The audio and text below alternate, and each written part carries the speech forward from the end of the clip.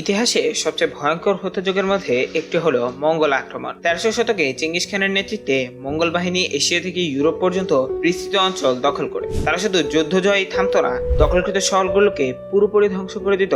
আবাসস্থল, কৃষিজমি এবং পানীয় জলের উৎস সবকিছুই নষ্ট করা হতো। ইতিহাসবিদরা অনুমান করেন এই আক্রমণে প্রায় 4 কোটি মানুষ প্রাণ হারিয়েছিল, যা তখনকার পৃথিবীর মোট জনসংখ্যার প্রায় 10 ভাগের 1 ভাগ। মঙ্গলদের নির্মমতা কেবল নিষ্ঠুরতার জন্য ছিল না, তাদের মূল লক্ষ্য ছিল সম্পূর্ণ রাজনৈতিক আধিপত্য প্রতিষ্ঠা করা, অর্থনৈতিক ও সামরিক নিয়ন্ত্রণ নিশ্চিত করা এবং মানুষের মধ্যে ভয় সৃষ্টি করে প্রতিরোধ কমানো। যারা লড়াইয়ের প্রতিরোধ করত তাদের উপর তারা নির্মম শাস্তি আরোপ করত।